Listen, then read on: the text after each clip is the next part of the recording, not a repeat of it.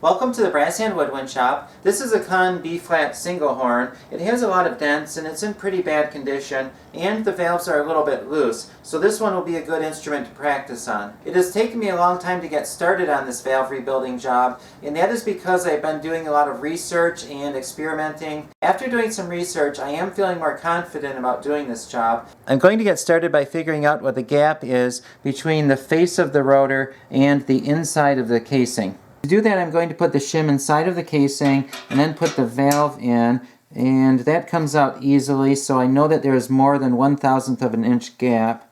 So now I'm going to take two of these shims and stack them up and do it again. It is tight this time, so I know that there is between 1 and 2/1000ths of an inch gap between the rotor and the casing. I'm going to turn the horn over to check the gap in the spindle, so I have a lot narrower of a shim this time. I'm going to put the narrower shim in there, and then put the valve in. Okay, that one does slide out, but it feels like it's fairly tight. There is a little bit of gap in there. I can see it move a little bit. The gap on the face of the valve is about 2/1000ths of an inch. The gap on the spindle is a little bit less than that. What I'm going to try to do is put about 1/1000th of an inch of nickel plating on the valve, and if I put 1/1000th of an inch on there, it'll be actually 2/1000th of an inch, because there will be 1/1000th of an inch on one side and 1/1000th of an inch on the other. Also, the spindle will get about the same amount. What I'm going to do is plate the valve and then fit the spindle first. Then I'm going to add a little bit more nickel plating just to the face of the valve and not the spindle, and then fit the face of the valve. Plating needs a very clean surface to work with, so I'm going to start by buffing the face of the valve and also the face of the spindle. Now I'm going to buff the valves to clean them up. I'm going to use the red rouge buffing compound, and that will clean them up without taking off too much material. However, these valves are really not that loose. Normally you would not do a valve job on a rotor that only has about 2/1000ths of an inch gap, but I'm experimenting here, so yeah, that's why I'm doing that. I need to get these valves very clean because plating only sticks to surfaces that are very clean. I'm also going to buff the spindle because the spindle needs to get plated too. I'm not going to buff the small spindle on the top because that one was very tight and it really does not need any plating on it. There are some rough surfaces on the brass, so I think I'm going to need to take off the red rouge. I'm putting on the triple E wheel, and that will help clear up the grooves that are in the face of the valve.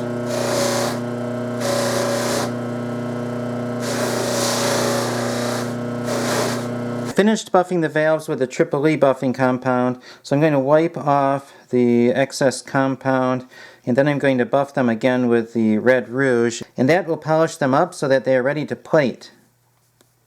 Now I'm going to wash the valve off. I'm going to put some dish soap on here to help cut the grease from the red rouge buffing compound.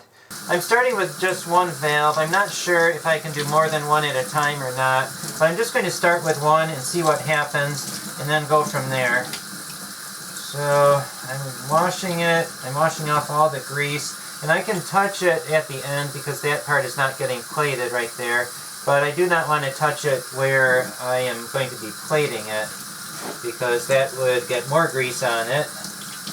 Okay, let's see if that's good. So you run water over it and you see how the water goes off of it. Okay, I think that's good. Here's my setup. I have a jar and I have the anode taped onto the jar so that it goes down about the right distance. And here is the rotor. I'm going to put that in there.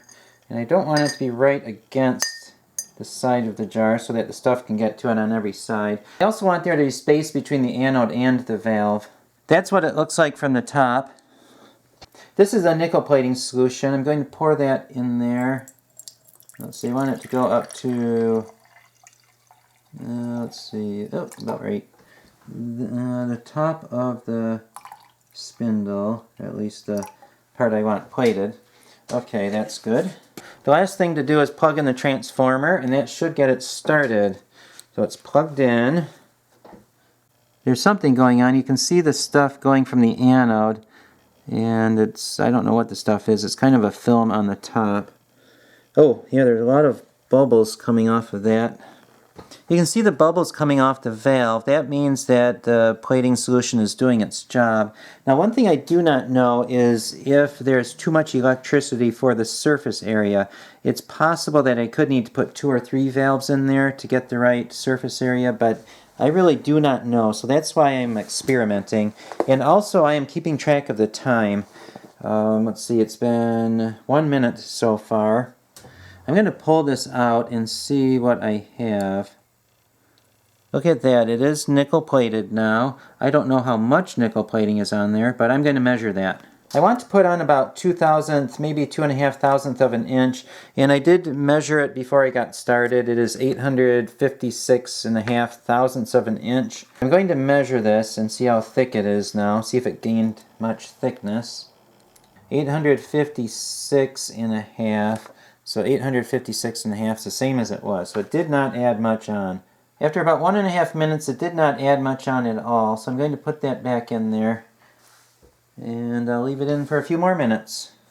One thing I noticed is that the bubbles are coming off the side that is closest to the anode, so I'm wondering if maybe I should turn it around as I go.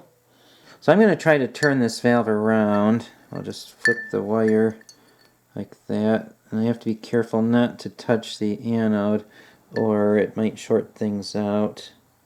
Don't want to do that either. It's been about 6 minutes and I'm going to pull this out again.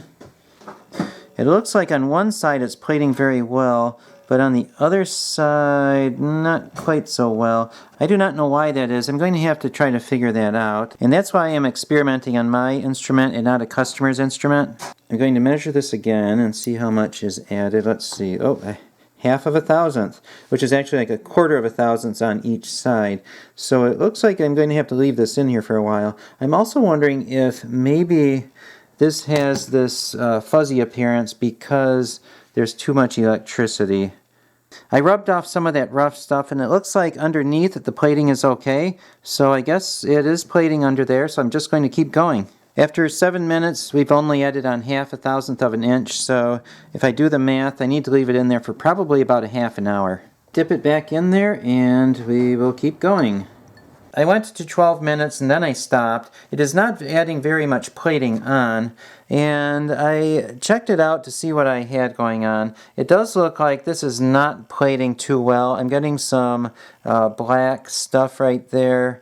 And then I noticed that I did not clean up inside of the valve enough, so I cleaned that up. At first I did not worry about what was inside the port because I figured plating did not need to go there anyway, but then I rubbed it off and look at that, some plating chipped off of there. So obviously something went wrong.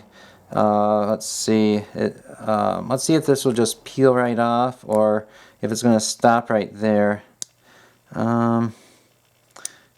Looks like it is not continuing to peel off, it's just stopping right there. A few places though the plating went on very well, and I'm not sure exactly what the deal is with that. But since I am experimenting, what I think I'm going to do is I'm going to buff this out and see what happens to it.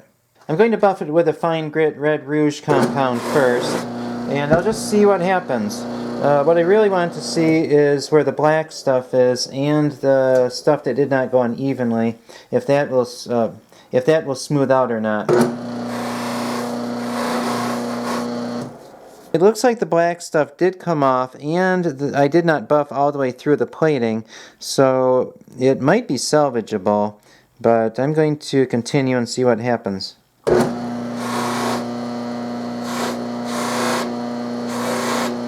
There is the valve. I don't know if you can see this in the video, but there's some brass colored stuff right there. I buffed the plating that was really rough, and by the time I got it so that it was smooth, I was down to the bare brass. In a few spots though it did buff out. You can see more brass right there. And the place where the metal started chipping off, I buffed that and smoothed that out. Note to self, even if I do not want plating inside the ports, I still need to clean that up. So that's how you learn. You learn by making mistakes. However, though, on the bright side, the spindle looks pretty good, so I'm not sure if that got the amount of plating it needs or not, but I'm going to put that in the horn and see what happens. I'm putting the valve in the horn, And I'm assuming that the face of it, yes, it is still loose. It almost makes me wonder if it's more loose than when I started. But let's try the spindle and see what happened there. There's still a little bit of gap in the spindle, but I think it's a lot less than there was, though. I have the shim. I'm going to test that out and see what the gap is. Oh yeah, it's tight now. Before, it was very loose, and I figured there's about 1.5 thousandths of an inch gap. And now it feels like there's probably, maybe 1,000th, or maybe a tiny bit less than that. So the spindle is going well, but I still need to do the face of the valve, though. I learned several things today by experimenting.